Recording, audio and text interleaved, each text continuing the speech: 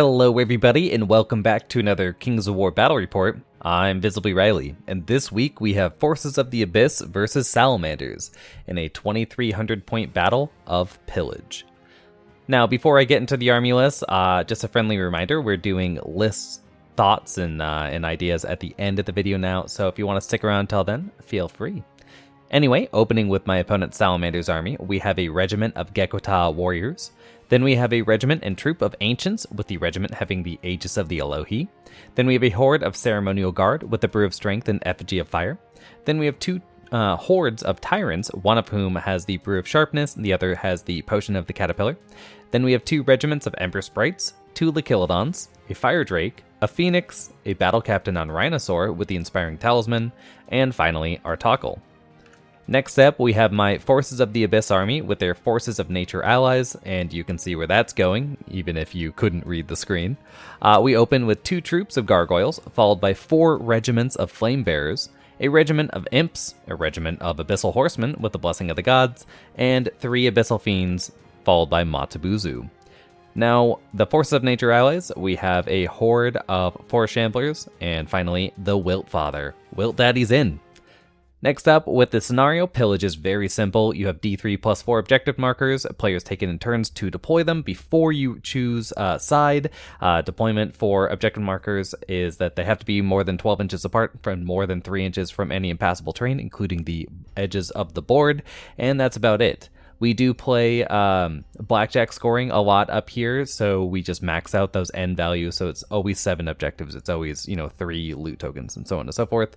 And this is an end of the game scoring. You get 1 victory point for each objective marker you control. You control it by having the highest unit strength within 3 inches of it. This is not one of my favorite scenarios. It's very simple, which I do like, which is probably why it's the first scenario. But again, it's one of those score at the end of the game scenarios, which is pretty dull in my opinion. This could be spiced up quite a bit by having a more dynamic scoring system, even if you scored every turn. Now, as for where those objective markers ended up being, I won the roll-off for getting to deploy 4 of them. So I placed 1 in almost the dead center of the table. My opponent then placed 1 over here in the forest, which told me that I wanted to place all the rest over here. So I placed these 3. While my opponent placed another 1 in the forest over here, and then finally 1 in no man's land. So my plan is just to take this side of the table and try to fight over it, because I have 5 objective markers over there, which I only need 4 to control and win. I won the roll-off for table side, and I ended up choosing this one, but we'll go through my opponent's deployment first, of course, after we do the terrain. So first up, we have 2 height 9 forests, followed by 2 height 1 pieces of difficult. Then we have 3 height 3 hills. I'm not sure what's up with this one, but don't at me. Then we have 4 height 2 obstacles. And finally, 2 height 9 impassables. Pretty simple terrain. You guys have seen it all before. Moving on to the deployment. Starting on the left, we have the Gekota Warrior Regiment, followed by the Battle Captain on Rhinosaur with the Inspiring Talisman. This is a lovely model from Lost Kingdoms, I believe, but way too big for a 50, I think at least. Then we have a Fire Drake, which again, my opponent's done a lovely job painting up this Bastillodon, is that what it was called? From Games Workshop. Anyway, off to the right of that, we have a Lachilodon, followed by, to the right of that, the beginnings of a Ceremonial Guard horde with the Brew of Strength and Effigy of Fire upgrades. I'm really glad that my opponent's painting again. I know that 2020 has been a rough one for them. It's been a rough one for all of us, obviously. But I know they've kind of lost that painting mojo, so it's nice to see it back. And off to the right of that, we have the blank base, which is a Phoenix. Again, a shame my opponent just forgot the model. But it's a shame just because Mantic's model is so nice, and they own it. So anyway. And in front of that, we have the Ancient Regiment with the Aegis of the Elohi. Great combo there. Off here to the right, on its own battle group, we have the Lachilodon, the first horde of tyrants with the Caterpillar Potion, the Ember Sprite, and our Toggle, which have already scouted forward. And off to the right of that, we have the Ancient Troop, the Tyrant Horde with Brew of Sharpness, and the final Ember Sprite Regiment, which again has already scouted forward. Facing off against the Tyrant Bundle, we have the Wilt Father and the 4 Shambler Horde, and again, they've already scouted forward. Behind them, we have the first Abyssal Fiend, we have the Gargoyle Troop, or the first Gargoyle Troop, and the first Flamebearer Regiment. Off to the right of that, we have the second and third Flamebearer Regiments, followed by the second Abyssal Fiend, the Imp Regiment, and off here to the right of that, we have the 4th Flamebearer Regiment, the third Abyssal Fiend, Matabuzu, the 2nd Gargoyle Troop, and of course the Abyssal Horseman Regiment with the Blessing of the Gods. So that's it for deployment. Let's go into turn 1. So turn 1, before I discuss what happened, I will talk about the first mistake I made, which is, you might be thinking it's scouting this far forward. This was not a mistake. I like to, when I'm trying out new things, well, I've used the Wiltfather, I've used 4 Shamblers quite a bit, but I like to be really aggressive when I'm trying out new army or new lists concepts, right? So I really want to get them into the fight, so I just rush forward. In retrospect, yeah, I would pull them back in a regular game. They do not need to be this far forward. But the mistake I actually made was that over here, I started setting things up in the forest at the beginning of the game. I was like, I think I deployed this unit and this unit first, which in retrospect, I wish I had used this forest as an anchor and just deployed it all to the left, right? Because again, I'm going to go and try to make the game fighting over these 5 tokens, while the Wiltfather and the Shamblers hopefully distract my opponent's power side for 2 or 3 turns. So yeah, I really should have deployed over here and just concentrated my power. But I have a hard time visualizing exactly how my setup is going to work until I start setting it up, actually. And I have run, well, I've run Flame Bearers and I've run the Abyssal Fiends and all that. I've never run this many before, so I had a hard time visualizing how I was going to set the army up before I was doing it. But anyway, in the future, it would be better to use that forest as an anchor, provided I have enough space to put all these units down. So anyway, that's mistake 1. I do end up winning the roll-off for going first, but I decide to cede it to my opponent and let them go first, partly because, well, I only have a threat range of 23 on the Flame Bearers, so I can't shoot anything turn 1, and I'm so shooting focused in this army, I wanted to make sure I didn't waste any possible damage turns. So I decide to give them turn 1, especially because they also don't have any shooting that can reach me, besides the stuff that can reach my scouters. And again, because I was planning for turn 2, I guess, these don't need to be this aggressive, but whatever. Anyway, moving forward. We see my opponent's turn 1, so Salamanders. The left flank just goes around this forest. None of these units have Pathfinder. Oh, again, another thing about that forest.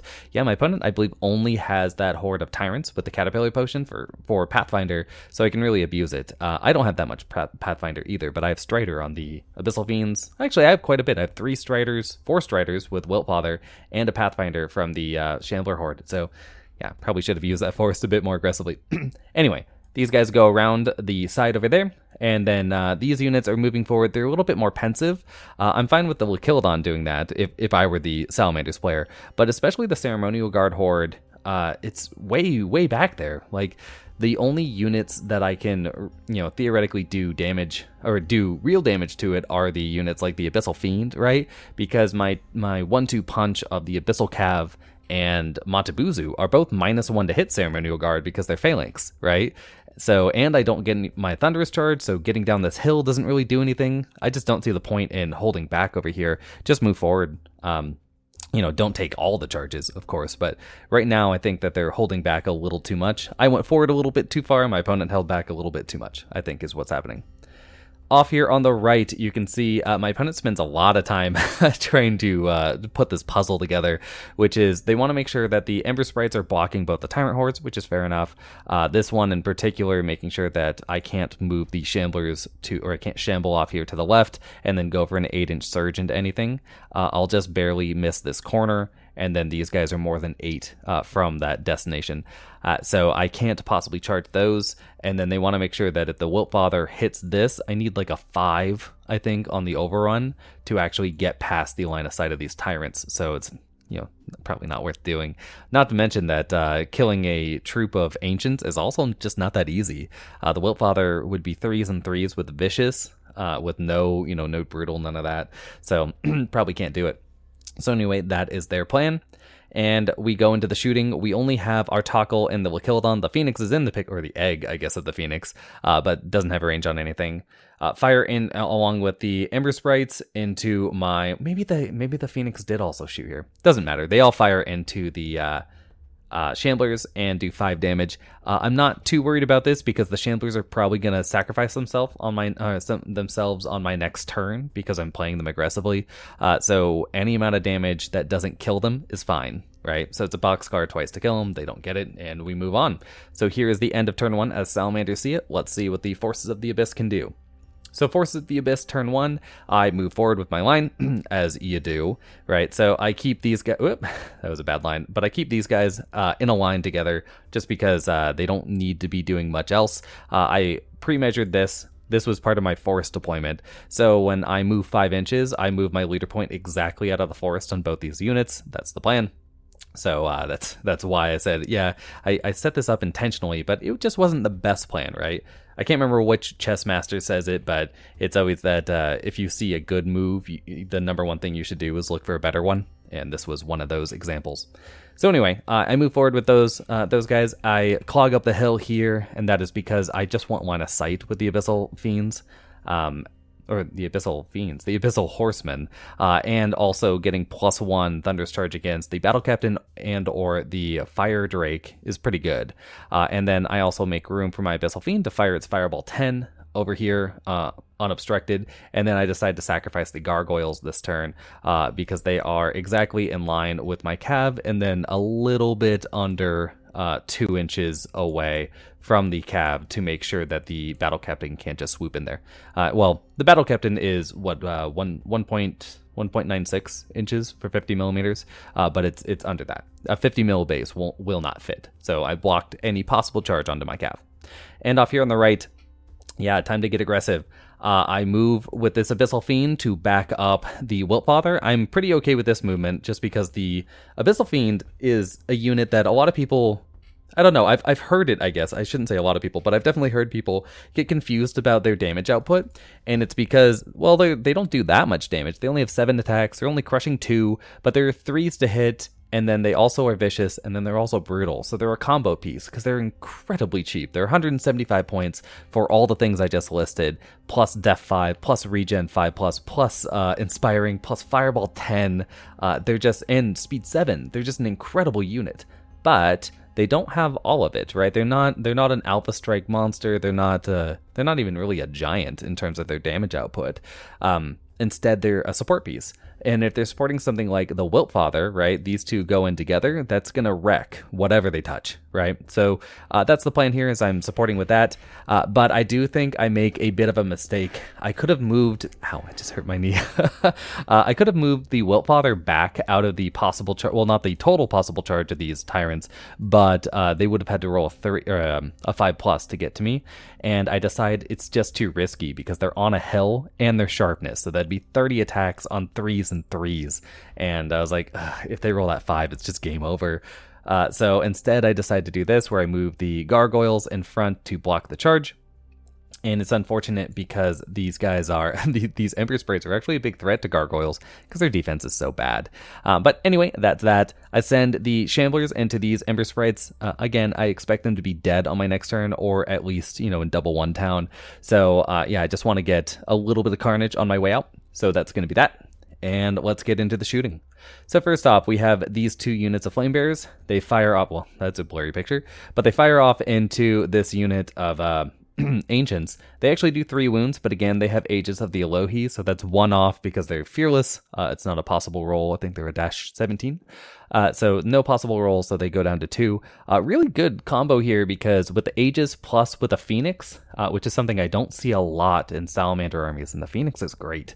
It makes it so they're shrugging off 2 damage every turn, plus there's a heal, and then they're a Def 6 fearless unit, so it's just, it's good. It's good, guys. Anyway, so I do 3 damage there. They shrug 1 off. These 2 Flame Bearers fire off into this unit of Ceremonial Guard and manage 7 damage. And this is one of the things my opponent was trying to avoid with holding them back, was trying to make sure that I couldn't fire all 4 of my units of Flame Bearers, or even 3. They wanted to make sure only 2 could do it, which they did, but then those 2 spike the rolls and do 7 damage anyway. So I'm obviously happy with that. I don't get a boxcar, so they're not wavered. And then this Abyssal Fiend right here takes aim and fires, manages 5 wounds. That is incredible. Fireball 10 doing 5 wounds on a 4+, 5+. Yikes. I don't kill it. It's a 10 twice. But yeah, that's some good rolling this turn. And over here, I actually do double 1 the roll. I don't boxcar it. But, just a funny picture. And here's the end of turn shot.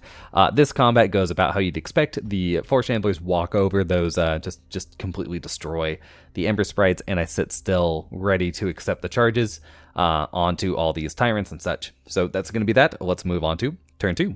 So turn 2 for the Salamanders begins, as you can see. We have these Gekota warriors just moving forward and pivoting to face my lines. It's fine. They couldn't do too much else. But anyway, so they just do that, and then we have the Fire Drake deciding to just nope out of here, moving to... Oh, I forgot to mention this on my previous turn. Let's go back. No, let's not go back any pictures. But you remember the... what is it? The Battle Captain and the Fire Drake were kind of like this. They moved out of range of my Cav being able to charge, but Matabuzu could still charge, and I was just barely out of range of being able to charge the Fire Drake, which would have been sweet because there's no... counter charge possible because none of these units could see where Matabuzu would land. But if I had charged the Battle Captain or where the Battle Captain was, the Fire Drake, the Battle Captain, and the Lakilodon, maybe even this unit, could have charged Matabuzu, and I just couldn't afford to lose her just yet. But anyway, just slightly off. I was like, and I know my opponent didn't see it, so it wasn't intentional. Just didn't work out. Anyway, so speaking of the actual turn 2, we've got the Fire Drake moving backwards, making sure that I don't have charge range with my Cav, which is fair. Just, I guess, trying to kill off the Gargoyles first, because they can charge. And the Battle Captain does an interesting move here. This black base is actually where the model is. It's just, again, it's too fiddly to work. And it just runs forward. It stays an inch away from my Abyssal Fiend right here, and just gets out of line of sight of everything that's not Flamebearers, right? So... yeah, pretty good move there. You're already so injured, you might as well just run into my line. And now I have to deal with it rather than what I want to do, which is probably continue pumping damage into the Ceremonial Guard because I have such poor melee answers to it. So anyway, we've got the Ancients moving forward to just force the issue. My Flamebearers will have to do something. Probably just back up because Ancients are only speed 4. But yeah, just forcing my hand here. It might look like this Abyssal Fiend has a flank charge. It doesn't. It's front. And off here on the right goes about how you might be expecting, which is 1 unit of Tyrants and the Ancients charge into my Shamblers. I did position them to make sure that if the Tyrants with Sharpness charge me, it's going to drag them off the hill. They can side saddle back up the hill, but that will leave them in possible double charge range of the Wiltfather and the Abyssal Fiend. So, might not be worth doing. So anyway, that's that charge, that double there, and then we have the Ember Sprites going into my Gargoyles. That could go either way. I mean, Ember Sprites only hit on 5s, but Gargoyles are only defense 3. So they are inspired. I am within 6 inches, so I don't know. It might be fine, but I never trust Gargoyles to live through any engagement, so I'll just write them off as dead now. Anyway, we start with this Lakilodon. Fires into my Gargoyles on the hill on the left side, doing 3 damage, which is pretty good for the Lakilodon. It's only 5 shots on 4s and 2s. Doing 3 is solid. And anyway, so that'll be a 7 to kill them twice, I believe, because they're an 8-10. And over here, the Phoenix fires it heals into these guys here, managing 4 out of 5 heals, which is really nice. It does say 2, but that's due to Radiance of Life, so it heals 1 with Radiance and 4 with heal. So maybe the Battle Captain is the better choice anyway, because that's a pretty crazy good heal for turn 1. And over here, this Lakilodon plus our Tockle probably. Fire into my unit of Flamebearers in the woods, managing 6 wounds. So, yeah, they're only at 13-15. My opponent's just going for that classic get a waiver on these units. It would have been pretty good, but doesn't manage it. So in the combat, we've got the Gargoyles versus the Ember Sprites, and yeah, they pop them pretty easily. Actually, they do crazy amounts of damage, because I think they've got 12 attacks, 10 attacks, something like that on 5s, and they do like 6 damage to me. So I'm like, okay. And they just walk right through the Gargoyles and sit still. And yeah, the Ancient Troop plus the Tyrants do manage to easily kill off my Shamblers. The Ancient Troop doesn't even roll, because again, this unit's 30 attacks on 3s and 2s, just obliterates that unit of 4 Shamblers and turns to face, as you can see. Making sure to block the gap here for the Wiltfather, just making sure I can't charge into this unit. I'll have to finagle something over here, which is, again, my opponent gets something out of it, which is they get protected Tyrants, but I got something out of it, which was get off the hill, right? I can't have my Def 6 unit dying in one go. So that's the end of turn 2 for the Salamanders. As you can see, they're I don't know, it's interesting. My opponent and I tend to do this in a lot of games, where we sort of circle each other, right? Like I have a strong side, they have a strong side, and we just go this way past each other, right? But in this case, it's not really working out that way, where my opponent's sort of sweeping more. You know, like they have a strong side, and I have a strong side, of course. But then they have a pretty decent middle and then a weak flank. So they're trying to, I guess, go for that, like my second best fights your worst units, my best fights your second best, and my worst units fight your best, right? So you win 2 out of 3. So interesting anyway. Or at least that's how they saw it, I assume. But anyway, turn 2 for the Force of the Abyss. I get some charges going. Let's get these Abyssal Cav into the Gekko Warriors. Easy charge, easy kill. I just need them off the table, so I don't have to worry about it anymore. Plus, I don't have anything else to do with this unit, because all the possible charges are out of range. Matabuzu, I think, does something. Does she just sit here? Maybe I left her there. Anyway, she's just gonna chill out there, I guess. And then I'm gonna take some shots into this, into the battle captain to try to kill it off. I'm out of charge range of these guys because they were so pensive on turn 1. And then these guys here, I just back out of their charge range with these. I'm already out of 8 here, so no charging from the ancients, please. They don't have pathfinders, so the woods, it's good there. It's a good thing there. And off here on the right, yeah, this is where I was like, I kind of wish I had just, told my opponent that you roll a 5+ to get me with these tyrants into the Wiltfather, because the Wiltfather's in a really bad spot now. I will say that my opponent originally had this Artaco placement wrong, because in their head they were like, okay, so the Artaco's barely, poking out a little bit here, and they're like, yeah, so the Wiltfather can't charge it. But I definitely could, because I was within 12 inches of Artacle, and all I have to do is rotate past the tyrants, which I could, contacting any point of Artacle, then they turn, and so on and so forth. And I'm like, I can definitely charge you. And they were like, oh, well, I didn't want you to. And I'm like, okay, it's fine. This is how we play games over here. When we're not like full on tournament prep, but a good way to play out your game is just to, try to explain to your opponent what you were trying to do, and then you and they discuss whether it's possible, just to build that muscle memory. But at some point you will have to come back and be like, well, I didn't do it, so you charge me and I die, right? But that might be a game over if that happened. Anyway, so we walk it back, push it back, and then I just take Wiltfather into this unit of sprites. I can get a pretty decent overrun and run past all these units, maybe, but if I don't, I need a 2-inch to get past this unit, a 3-inch to get past this, and a 5-inch to get past this. So it's it's not the best, but it's what I've got, so we're gonna go for it. And then I back up a little bit with the Abyssal Fiend just to make sure I'm not in charge range. So that's that. Here we go with the shooting. I fire off into this troop of ancients with a fireball 10. I managed 3 wounds on 4s and 6s, so at least I'm rolling hot on these fireballs. But I do get a double 1 on the nerve, as you do. And over here, my Wiltfather does manage to kill off the Ember Sprites, as you might expect. And then I roll the overrun and I get a 2. So originally I'm like, fuck, did I just lose the Wiltfather, right, for nothing? And I'm like, God, my positioning, it's just so bad. But yeah, because these guys can definitely see me, and they have a flank charge. So at least these guys are in the front. That's, small victories. And over here, my Cav do manage to kill off the Gekko Warriors and turn to face. You can see this Caltrop on their top left. That's just making sure that the Fire Drake's leader point is in their front. So it's a front charge, not a flank. Don't take that flank. And here is the end of turn shot. I will talk a little bit more about the shooting with the flame bearers, just because I forgot to take pictures. That is mostly due to the fact that the flame bearers roll nothing. I roll most of it into this battle captain, but I do Bubkiss for damage. I think I do 1 damage, 0 damage. These guys actually fired into the ancient regiment. I think they did 0. And then I do manage to kill off the battle captain, but that's because Abyssal Fiends are insane, and apparently their fireball's insane, so they just fire into it and kill it off with a decent nerve roll. But yeah, the Flame Bear is not really pulling their weight right now. But, we'll see. And here is the end of turn shot, so let's walk into turn 3, see what the Salamanders do in response.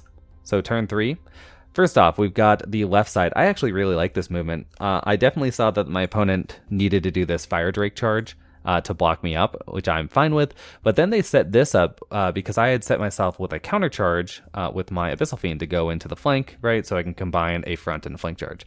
But in the end, they decide, okay, well, what if I just run the Ceremonial Guard at you, right? So I have a flank charge with, I think the 2 units of Flame Bearers could maybe flank charge, but keeping all the Fiends in the front, right, to make sure that it's only a double charge there, and then also taking the Lakilodon and just jumping where Matabuzu moved to. Yeah, I knew I moved her somewhere. So I moved her forward. So he just jumps me, and then Matabuzu can no longer see this unit, right? I can't see past the Lakilodon. It's not possible. So now it is a double charge with these guys, and maybe a charge from Flame Bears, which is not the best. So yeah, I kind of like that. And why they did that was to make sure that this Fiend cannot rotate. I can rotate and charge this guy, but not with the Cav here. So if the Cav disengage even, it's not enough room to get the Fiend in there. So just making sure that I can charge with the Cav or I can charge with the Fiend, neither of which will one round a Fire Drake, which is Def 5 and a 16-18 with the flank or the front charge. So interesting maneuver. And yeah, we've got the Phoenix just moving in to do a Fireball, and then we also have the Ancients turning in to mess with my Flame Bearers, I guess. And off here on the right, my opponent decides to push pretty hard here. I will mention that I got really salty here. One of the things I try to do in games to manage my emotions is to count dice. I'm not always right, but just keeping a standard, like counting cards in your head, a plus minus system, right? Where you're going like, okay, so rolling a 5 plus is good, or rolling on the mean, or 2 above the mean, or whatever is really, or 2 below 2 above is really good, and everything else is negative. And at this point I had, so okay, and normally in games that's a great way of sort of keeping your emotions in check, so you don't say dumb stuff like I always roll poorly. Trust me, you don't. No one always rolls poorly. You've just internalized that message, and then you repeat it, so it makes it bigger and bigger, right? So the problem with counting dice, though, is when you're getting it wrong, when you get your till wrong, it justifies when you start feeling bad about how you're rolling. So you're like, I know I'm rolling poorly because I'm counting the dice. But if you're wrong, it turns out into a complete disaster. And this game was very late at night. We didn't even get, I don't even think we roll out the mat till 10 p.m. plus on a Tuesday. So it was pretty late. And I was definitely, I had my count wrong because I had forgotten about turn 1 completely. And so turn 2 was such an abysmal fight, along with what I had, my overruns and what my opponent had been doing. I was getting really salty. But thankfully, my opponent, my regular opponent, is a pretty even kilted guy, and we were talking about it, and he was like, "No, you've got your count wrong," and just ran through the units again. And I was like, "You know what? You're right."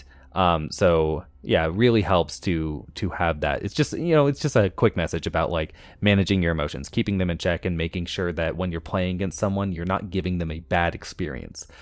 So yeah, I'm thankful my opponent was able to, talk me off that edge a little bit. So anyway, I digress. Let's move into their turn, which is the Tyrants here decide to get pretty aggressive moving forward into the army. They decide, better late than never, or to really just press the advantage because this shattered so quickly. And then we've got the Tyrants here with the Sharpness going into the Wiltfather. I expect to take about 2 turns before they kill me. The Wiltfather can spike damage, the Tyrants can really spike damage, but on the average, they don't kill. I think they do 10 damage to a Wiltfather a turn, which means that, yeah, they're probably dead in 2, but 2 might be enough. Who knows?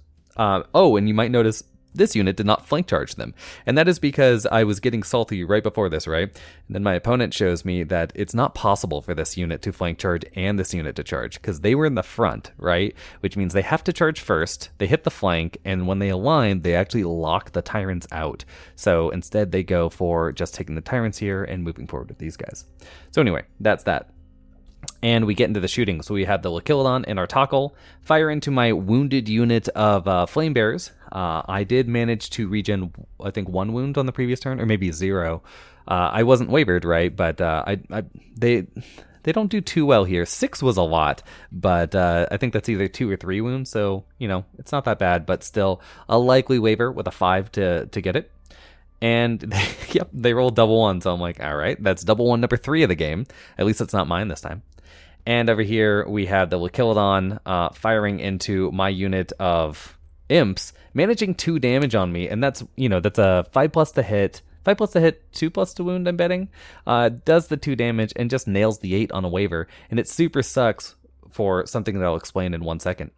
Which is, first off, because, they just walk right through the Wildfather. They sink 12 wounds on me and then roll back-to-back 10s. And I'm like, well...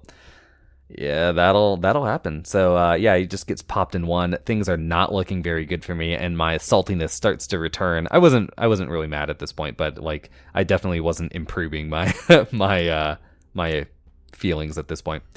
Anyway, over here we've got double ones number 4 happening. I mean, 3 of them being completely irrelevant, but we have a 4 wounds from the Fire Drake. That's fine, and then getting a double 1 there, it's kind of whatever because I Fury anyway.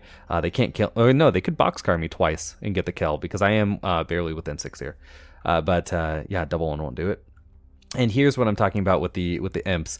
So on my turn, this is the beginning of Abyssal's turn 3, but the plan was I was just going to walk the imps up here and then force that charge, right? So they have to charge the imps because they can't rotate past them because they are a rectangle, not a square. Or they're, I mean, a square is a rectangle, but you get what I mean. They can't turn and do anything. But then that 8+ on the waiver makes it so I can't do that maneuver, and instead I have to do something a little riskier, which is I send the flame bearers in. Well, not riskier, but worse, because flame bearers are better than imps. Who would know? Or who could have known that? Because I could have just kept shooting with the imps in the front because they're only height 1, but instead they're wavered, so they're sitting back there. Anyway, so we've got the flame bearers. I have to charge with something into these Ceremonial Guard because I need to hold them off for a turn. So these guys bravely volunteer, go in there, and then they make it so when this unit rotates, if these guys disengage and pivot to try to hit my Abyssal Fiend, they can't do it. So they can't pick up they can pivot and hit me. That's right. It's that they can't be placed here because the distance between the Flame Bearers here and the Fiends, no, not the Fiends, the Abyssal Cav is not enough room to actually place this unit, even if this unit dies. So that's going to be that. I do countercharge with the Abyssal Cav along with Matabuzu taking a rear charge here. Matabuzu, I mean, Dark Majesty gives you brutal D3, so I don't know, it might spike something, but in reality it's just that it doesn't matter. If this unit wants to turn around and fight Matabuzu, that's even worse than fighting the Cav, because Matabuzu has Ensnare, right? So good luck with that. And if they get the overrun, it doesn't help them. They're going the wrong way, right?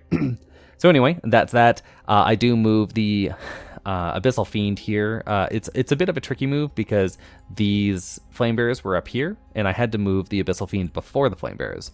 So the Abyssal Fiend moves and then has to pivot on this 90, right? So I have to end up right there, then I move these guys. So that's going to be the plan. And this is all the King's guns are going to go into these Tyrants because I move forward with this unit just because I'm going to sacrifice it, whatever. I charge with the Abyssal Fiend. I'm not sure about this charge. It's kind of, this is I think a tilt charge because I'm like, whatever. I can't be countercharged by anything that's not the Sharpness Tyrants that just won round the Wiltfather. But I'm just going to do it anyway. So in reality, I probably should have held it back here and just contributed to shooting into these Tyrants to try to kill them off, or taken the charge into the Ancients and just gone for the easier kill, right? This is 7 attacks on 3s and 4s with Brutal and Vicious against these guys who already have 3 wounds and are a dash 13. Much better than the Tyrants with 0. So anyway, or with 1 because the Wiltfather Cloak of Death them. But I go for this because I'm tilted. And here we go with the shooting. So all of this shooting goes into the Tyrants. Or no, I'm sorry. We're not at the Tyrants just yet. This unit of Flame Bearers decides to shoot at the Lakiladon at the top and manages 4 wounds, which is really good. I think they fired along with the Abyssal Fiend. Yeah, the left Abyssal Fiend, this one on the hill, is not engaged with these guys, so it fires into there as well, managing 4. And then all these guys fire into the Tyrants. I will mention that I moved this guy. Originally, I was planning to shoot at the Phoenix and not the Tyrants. But I did, and I rolled this unit first, right? Which was a mistake because I roll it and I fire into the Phoenix, not the Tyrants. And I'm like, man, that would have been a great roll for the Tyrants. And my opponent's like, well, why aren't you shooting at the Tyrants? And I'm like, yeah, because I'm going to shoot with this into the Phoenix too. And he's like, yeah, that can't see the Phoenix, but I can't actually see past the model I put on here to really measure it. And I'm like, I can't even do this. And so my opponent was like, okay, well, here's, I could have oriented myself to be facing the Phoenix like this, or I could have been oriented like this to not get flank charged. So what do you want? And I'm like, I'll just 4+ it. So I 4+'d it, and it ended up like this, which means that these guys shot at the tyrants instead, which my opponent graciously allowed me to do.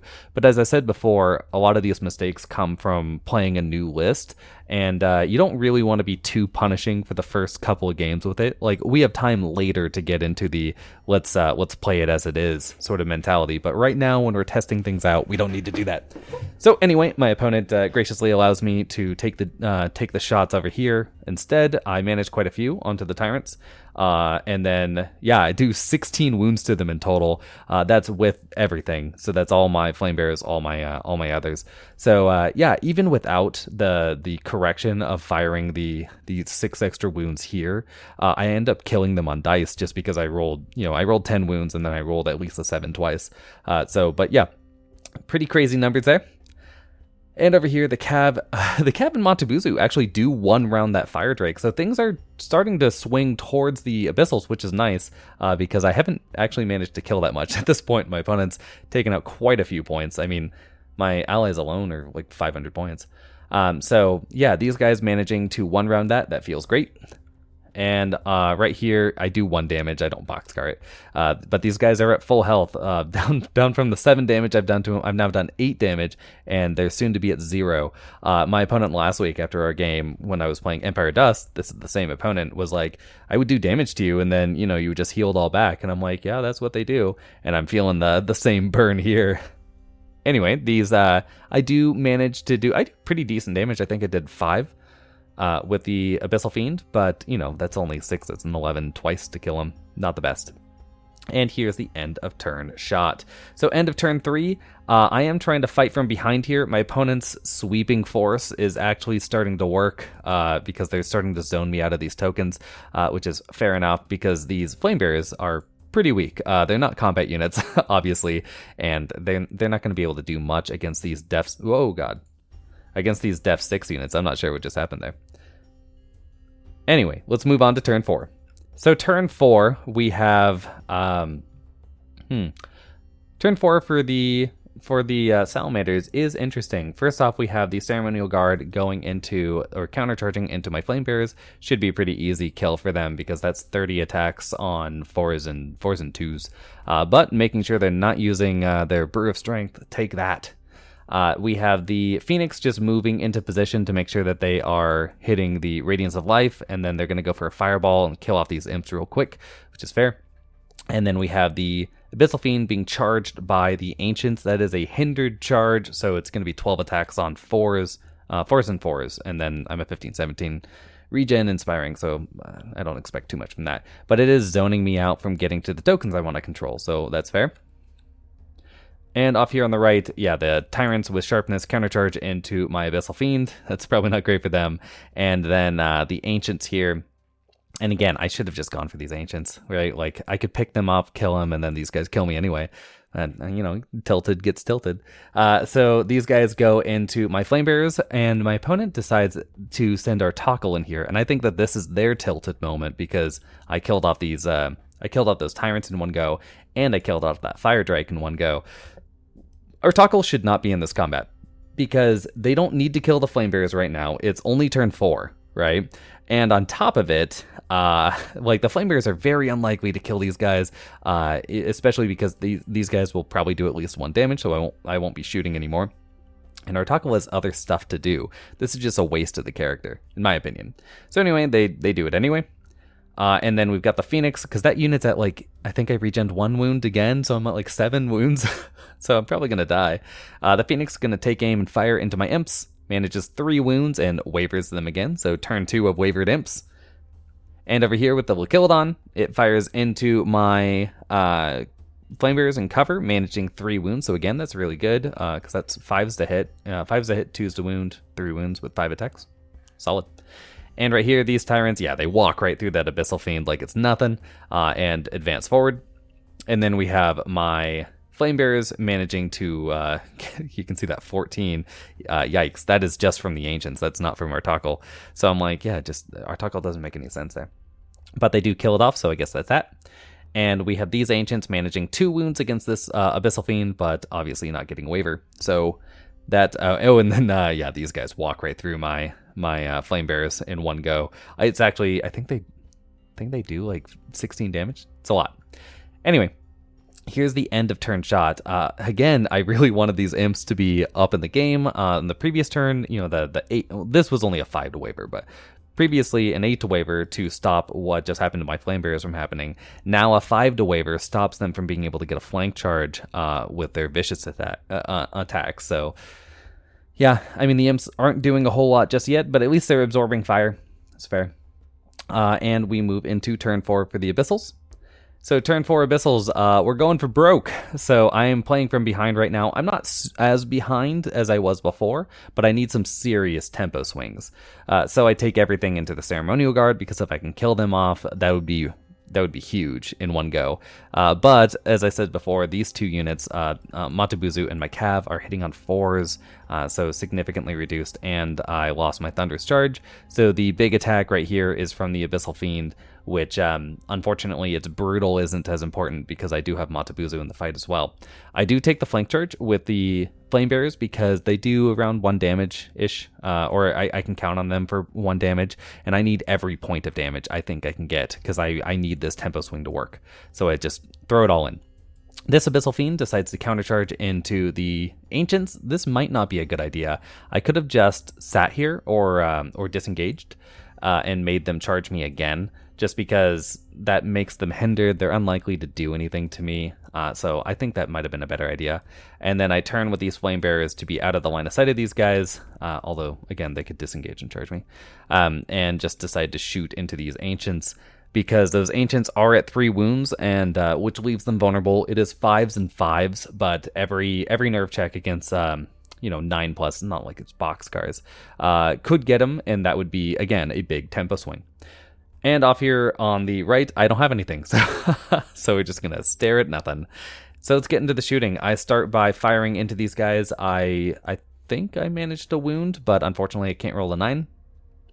These guys, I do manage to regen both my wounds off, and then I think I did 1 or 2 wounds back, so I didn't roll particularly well, but again, it doesn't super matter because my opponent's just going to heal it with Radiance and heal.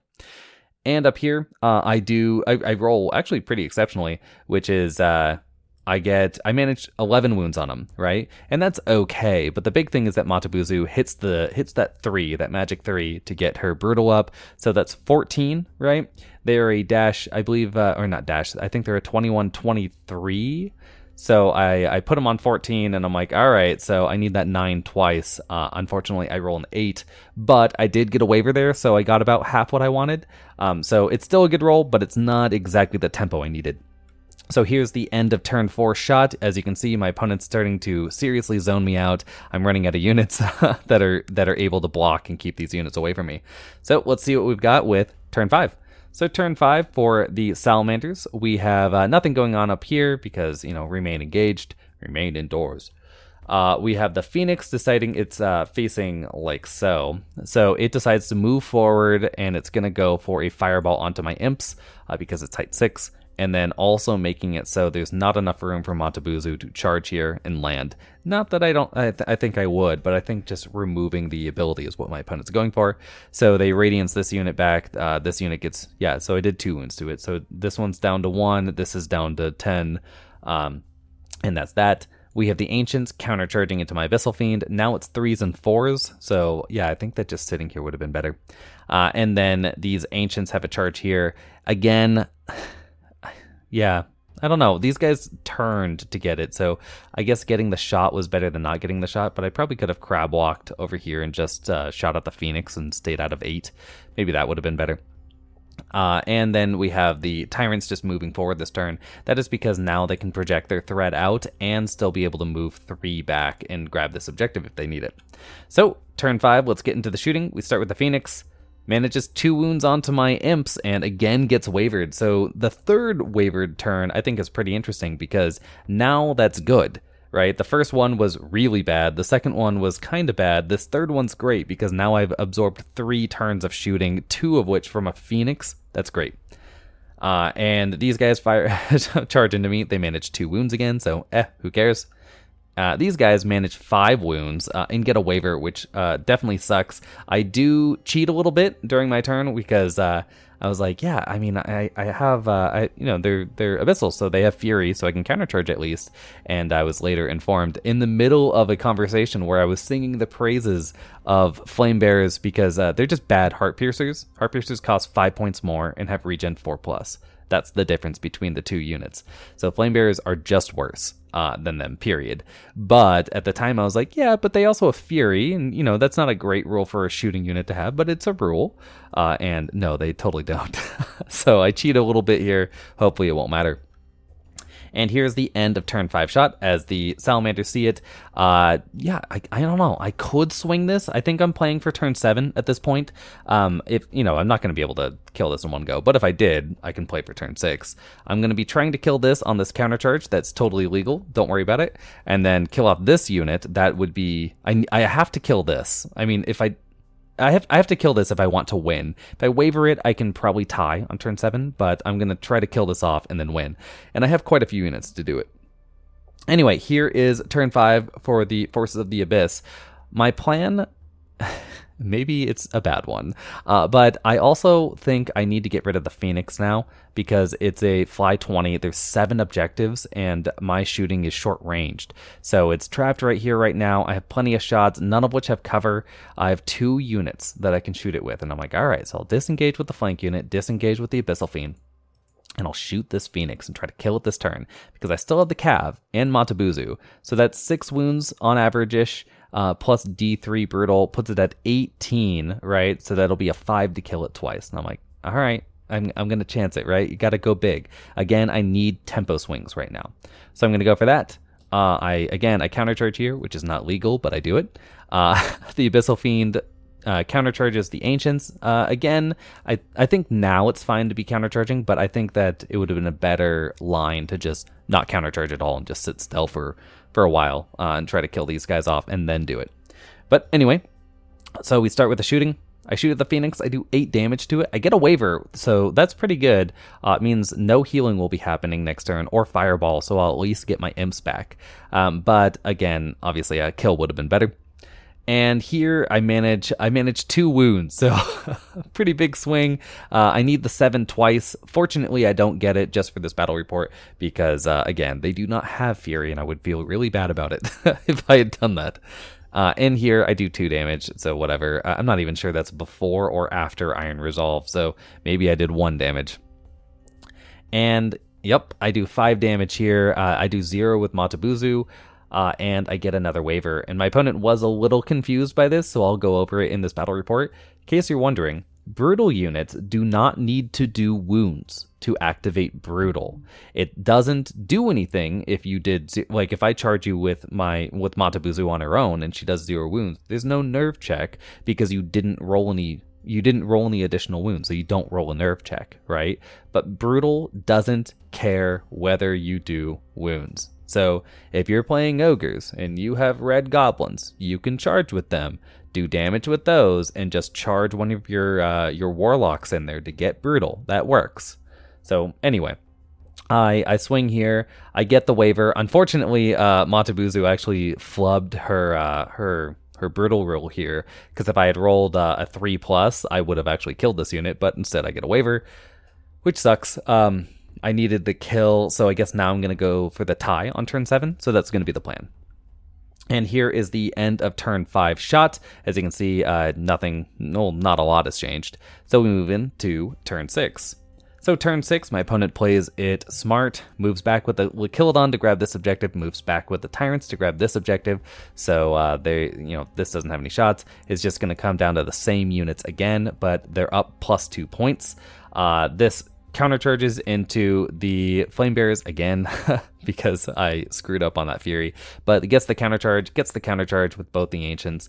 These guys just sit still, and then the Phoenix just sits still. Actually, I think after I take this picture, my opponent after their turn, I think they want to revise it and move it 5 back, which I'm fine with, just to get it closer to the objective. It doesn't take it, but it does make it so if there's a turn 7, they have a second unit grabbing this, right? Which is fair. It also gets them away from my units, right? So that I can continue shooting at it or charging it. So anyway, we go into the combats.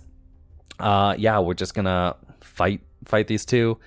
They charge into the Abyssal Fiend, managing to put it at 5 wounds, but unfortunately get I think that's the 5th double 1 of this game, so apropos. And right here, yeah, they just obliterate them. Now, I don't know how many 3s they rolled here, because my cheating might have just, come back to bite me in the ass. But yeah, they kill off my Flame Bearers, so now they're holding an objective as well, which is super unfortunate. And here is the end of turn shot, as you can see. Things are as they are. So we move into turn 6 for the Forces of the Abyss. I charge everything into the big unit here. Oh, not. No, I don't. I charge just the Cab and the Abyssal Fiend this time, because the Phoenix regened 6 wounds back, so it's down to 2, and I'm like, well, fuck that plan. So these two combo charge to try to kill these guys off finally. I fly Matabuzu just way over here. In case there's a turn 7, I can go for broke and just get a mercy kill on this Lachilodon. That'd be nice. And I move down here. I countercharge with the Abyssal Fiend and all that, but right here I take a move where I just turn these guys around so they can see the Ancients, and then I take my still existing Imps and walk over here in case there's a turn 7, because that's what I'm playing for, to make sure that the Ancients cannot charge me. So we're gonna shoot them with this. They already have cover, so it doesn't matter for that. They're at 6 wounds. We're just gonna try to kill these units off. So my opponent has an objective here, and then an objective here, an objective here, and they have the center objective. I believe they have the center objective. I'll mention that in a bit. So that's 4 objectives. I have 1 objective. I can get to this with the side saddle. Might not look like it, but it is possible. These units are so messy just because of all the weird models on them. But I can move 3 to the side and be within 3 inches of this. So I can possibly get 2 objectives, which negates these 2 for the tie. All I have to do is kill off this unit and do something about this. So we'll see. Or turn 7 happen. So anyway, let's get into the shooting. We fire off into the Ancients, and poof, we got him. So did 1 point of damage, and I rolled a 6 twice. I actually rolled a little. I rolled pretty significantly for my nerve checks here, so I'm not sure the extra damage was relevant from my my countercharging Flame Bearers, but still, shouldn't have done it. Anyway, I've cleared up 1 objective now, so part of the plan is done. Over here, I do manage to kill off the Horde of Ceremonial Guard, and I crab walk 3 inches to get within 3 of this, so that's part 2 done. But unfortunately, those are the final parts. We roll off for turn 7, and I don't get it. So I'm holding this objective. I'm holding the objective here. No one has this. My opponent has this objective and this objective, and so currently it's 2-2, right? And at the time, I remember my opponent saying we tie, but I'm looking at it now, and I'm pretty sure they're within 3 there. So I'm just going to give it to them there. So it ends up being 2-3 with the Salamander victory. Very close fought game, especially for how much whinging happened in it on both sides, to be fair. But yeah, I really enjoyed it. Really fun. So let's get into my thoughts on the armies, with a bit of conclusions and list discussion. So first off, let's talk about the Salamander list.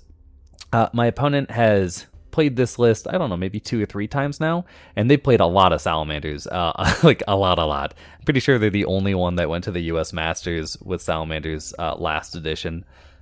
Maybe someone else did here and there, but they played them a lot, and it's weird to see them trying out units that they generally don't field, like Ember Sprites, like Ekota Warriors. So I think that was pretty fun.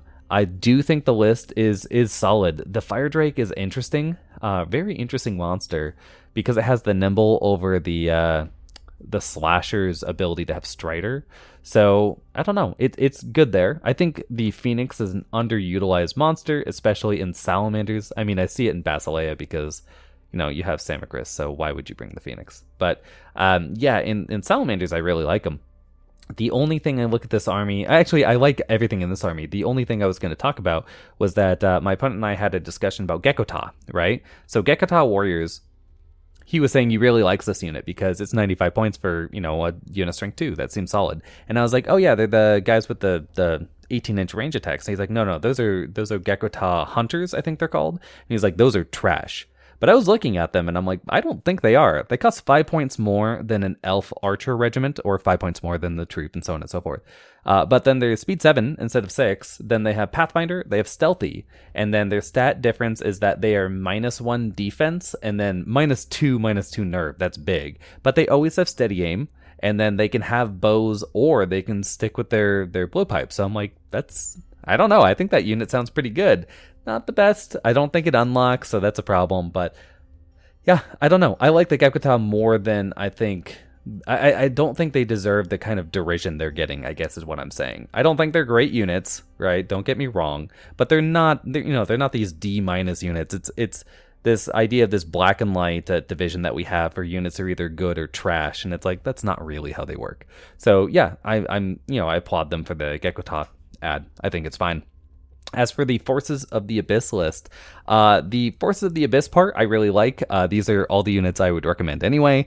Abyssal Fiends are amazing, and they are one of those units that gets better. They're multiplicatively better. So every Abyssal Fiend you bring beyond the first makes the last edition better, right? It's sort of like, I see them kind of like Ice Elementals, where one horde of Ice Elementals, you might go like, I just don't get why people think these are broken. And then you bring 4 hordes of Ice Elementals and you go, oh yeah, I see it now.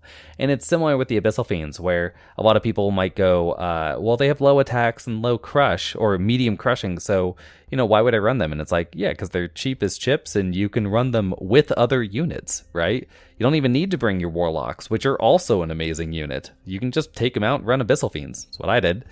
So anyway, they're a great unit. I like all this stuff. Flame Bearers are great. I was already running them before the change to make them a regular unit, but they're so much better with it, and they're still not even heart piercers. So anyway, they're a great unit. Gargoyles are obviously great. The Imps were just a points thing. I wanted to bring the Blessing of the Gods. I wanted an upgrade on the Abyssal Horseman, so 20 points. Imps, they're fine. And then Matabuzu, I really like. I like the interplay between her and the Seductress, because a Seductress with Blade of the Beast Slayer is a little bit cheaper than Matabuzu, but sort of like that halfway point between Bazuzu and Matabuzu in terms of the hitting power. And then you can also swap it to being the Seductress with Boots, Boots of the 7 Leagues, to get that 20-inch scout at the beginning of the game. And they're all around the same point value. So I really like all the Seductress builds. I think they're really interesting. So yeah, play her out. Now, the Forces of Nature part, there's been some talk about running the Wiltfather as an ally. I don't think the Wiltfather should be in nature, and I don't think allies should exist in this game in the competitive level, but those are two separate things. I don't really care about the Wiltfather being here. It's great. It's a great monster. I don't think that this is the best way to do it.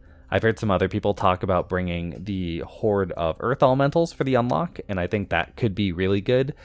You just basically treat the Scout on the Wiltfather as a redeploy rather than a piece of interdiction, right? And just run it near the Earth Elementals, because there's such a good anvil, the two of them, right? They're both Def 6 and they deal some serious damage. So you might want to try that out. Another plan is, again, just to bring Heart Piercers. You can bring a regiment of Heart Piercers. You can bring the Wiltfather. It's a, a 460 point-ish unit, or a package. And yeah, just get them into your table. Anyway, I hope you guys like the report, and until next time, bye.